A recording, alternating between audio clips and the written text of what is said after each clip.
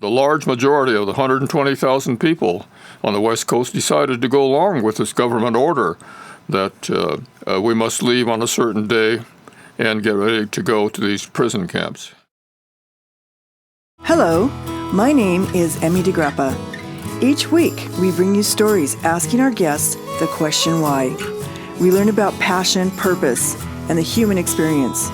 Brought to you by Wyoming Humanities with the generous support of the Wyoming Community Foundation. This is What's Your Why?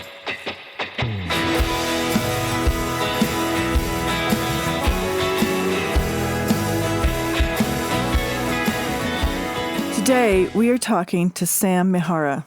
Sam Mihara was 9 years old, and he never had the chance to finish fourth grade.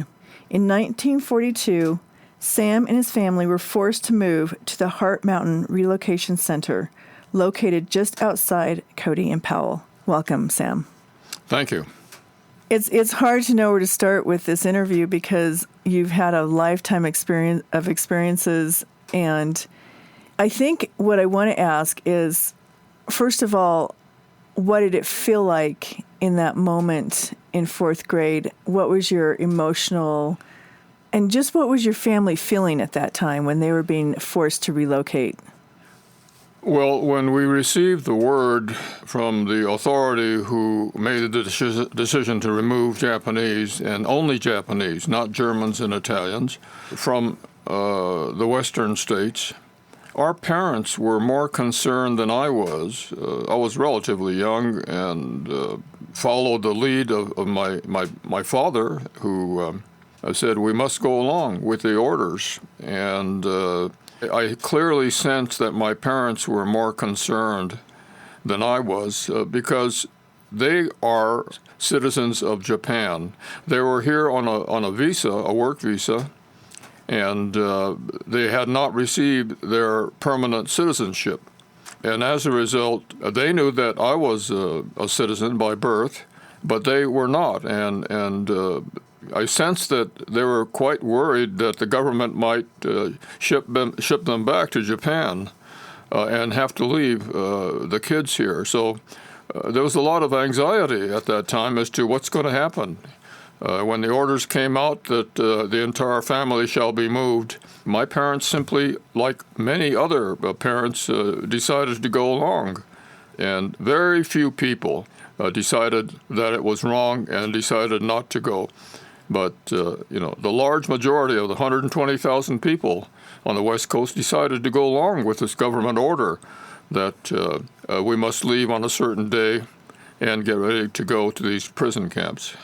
And how were you transported to the prison camps? We went by railroad, but there was no railroad stations in San Francisco. Railroads didn't come into San Francisco, and so what we did was we took a bus to go across the bay to Oakland, where the railroad terminal was, and then we rode the bus to the terminal, and then we went across the country in a train. Our train went all the way to Wyoming. What was very difficult was that the government never told us where we were going. It was a big secret to all of us inside that train, and so we were in there for 3 days and nights not knowing where we were going until we wound up at this place called Heart Mountain between Cody and Powell. Kind of paint a picture of what life was like when you were living at Heart Mountain, and how long did you live there? We lived there precisely 3 years.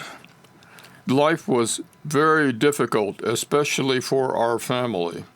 It was difficult when we started by moving into a single room, 20 feet by 20 feet exactly, and when they had 4, I would call them cots, military cots, as beds, there was no room for anything else, no furnishings. You can barely walk around with the remaining space, and so we were in that confined area for the entire duration of 3 years. It was not easy. And after those 3 years, how did it end up that you left and you returned to California? Well, we knew the end was coming. We've been following the results of the campaign in the Pacific, and clearly Japan was being defeated toward the end. but we did not know exactly when.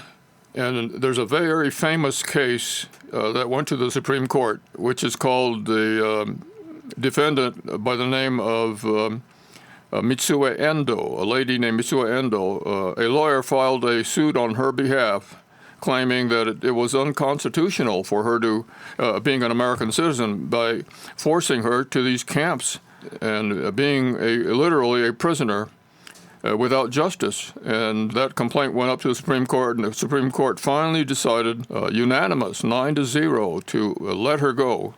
And at the same time, let everyone else go who were considered to be loyal people to the United States. And that's how we got out. It was 2 months before the end of the war. But thanks to this attorney who had the wisdom to be able to file the lawsuit, that we were able to get out of the camp and go home. From that time until you started speaking in schools and telling people your story, what were your feelings? Were you embittered and so saddened by what had happened to your family? The answer is yes. I was bitter for a long time. For about 50 years, I was angry, both at the federal government and also at the local and state government in Wyoming. The federal government were responsible for removing us from our homes, but the state government, especially the governor at that time, was responsible for demanding that our camp be made into a prison. There was no need for that. We weren't escaping, but the people had developed this hysteria after the media started publishing headlines that alerted the local people that 10,000 of us are coming to close to the town of Cody and Powell. So we have evidence of the fact that these people who lived there at that time demanded the change in the configuration of the camp into a regular prison with guards and armament and barbed wire fences and warning signs about not escaping. I'll talk about this evening, but we did receive an apology from the federal government from two presidents, but we never received an apology from the governor of Wyoming before he passed on. Later on, we received a statement of regret. But there's a huge difference between the word regret and apology. So there's a little bitterness among all of us about that fact. But the end of the situation is at least we were able to get the federal government to apologize for this enormous mistake of our being denied our civil rights. That's what happened. And therefore, I was bitter for a long time. But I realized that it doesn't help to be a bitter for like 50 years. And there's a better solution than to be bitter, and that is to do what I'm doing, which is to teach young people about what happened and to think about the lessons learned, and they should be aware that it could happen to other people, and to watch out for the signs that the indications of an imprisonment were clearly there in some recent cases or recent situations involving religious groups and racial groups. And so what I like to do is to really educate people on what happened and let them make future decisions as to whether an action like this was good or not good. And so when you talk to young people, how do you educate them in terms of what should the knowledge base be, and how do they make a better decision for someone else's future? Maybe not just theirs, but someone else that they can see that is in trouble. Well, the method I use is something that I've learned over the years, and I've spoken to a lot of people, over 50,000 people across the country. And what seems to be the most effective is to tell personal stories about what happened, like I'll be talking about this evening. And people who know very little about what happened seem to be able to understand better if I explain the personal stories that happened to me and what happened to my friends before and during and after the camps. And that seems to be the way that people can better remember. And hopefully that's what I hope, that people will remember to watch out for these signs of the start of a movement to remove people and imprison people and they'll never forget that. So that's the method I use in order to speak to a lot of people. When you left Heart Mountain and you went on to go to school, were you actually going to school at Heart Mountain? Yes, I was in the fourth grade, just continued on in my education. I have to admit, they did have a pretty good school system. We did not have enough teachers that were certified, and so the government hired some 35 teachers from across the country, white teachers who came in and lived with us. They had their own barrack and cooked their own food and taught during the day. And that way, we were able to get the kind of education that we need, especially for high school graduates who wanted to go to college. And so that worked out well. That's one of the better stories within the camp itself, is the educational system. Did you make some lifelong friends, that kids that were your age that were also imprisoned? Oh, yes, there are many. I've had some friends from grammar school who went with me, and some friends I developed in the camp, and a few more friends that I learned who were also at Heart Mountain after I came out of school and out of the camp. But we've developed a long-time relationship, and we work with each other to try to tell this story to many, many people. Have you written a book on this? Yes, I have. It's an autobiography. It's titled Blindsided. It tells a personal story of what happened to me and my family and some of my friends. I try to tie it to major events along the way, and hopefully everyone will order a copy. Right now, when you look out there and what's going on in our political atmosphere, what do you think are the lessons we haven't learned, and what are the things that you would like to see different in the U.S. government? Well, I see, from time to time, I see some signs that people forget. I'll give you a couple of examples. Some potential leaders of this country make a claim that what happened to the Japanese Americans during World War II is a good precedent. Precedent means an example, a good example to be followed. And that's not true. It was not a good example. It's a bad example of our being denied our civil rights. And they shouldn't do that. So when I hear of proposals, for example, to take all Muslims in this country and prohibit them from flying, this happened right after 9/11, that told me that that's wrong.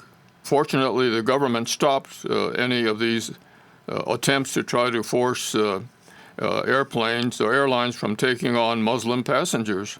When I heard that there are prison camps, actually they're called detention centers, but prison camps for families of immigrants, I immediately sensed that I wonder if there's a similarity between today's detention centers for immigrants compared to the prisons that I was in as family members during World War II.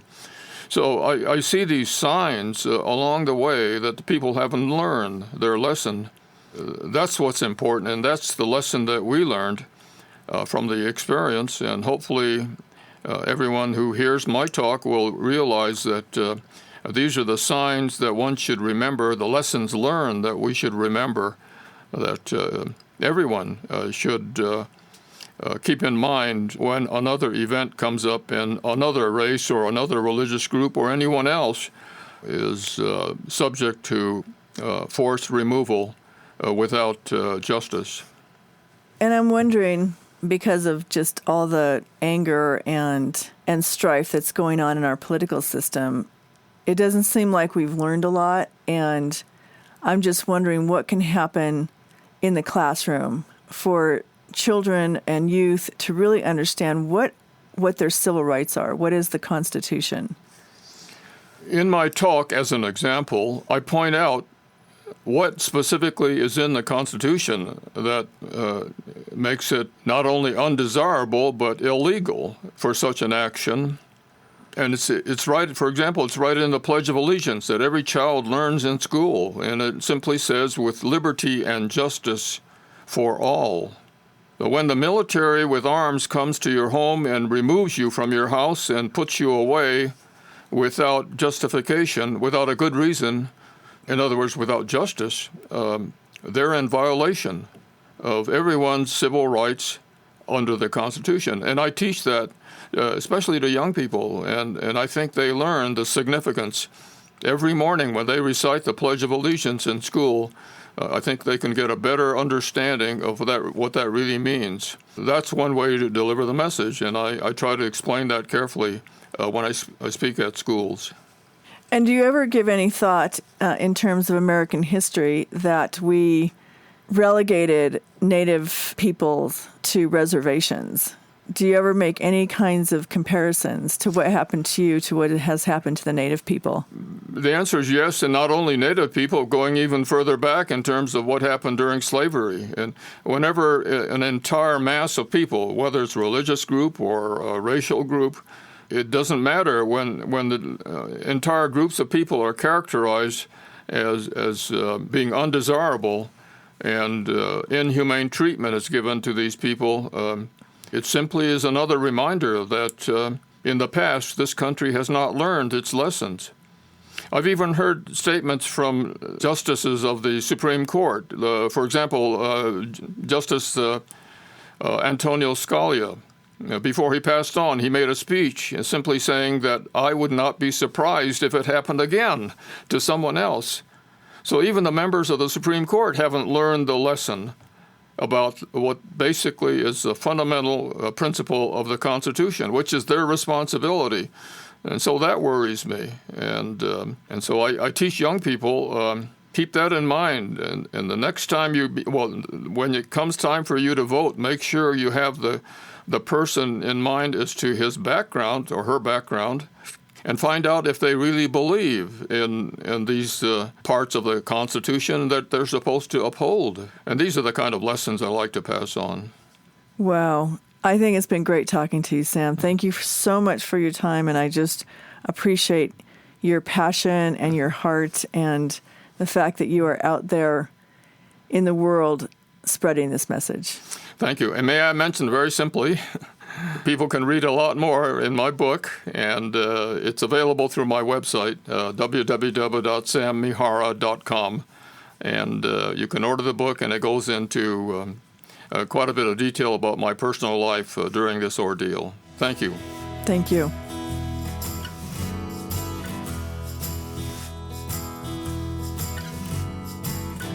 Thank you for joining us for this episode of What's Your Why? Brought to you by Wyoming Humanities with support from Wyoming Community Foundation and generous supporters like you. To learn more, go to thinkwhy.org, subscribe, and never miss a show.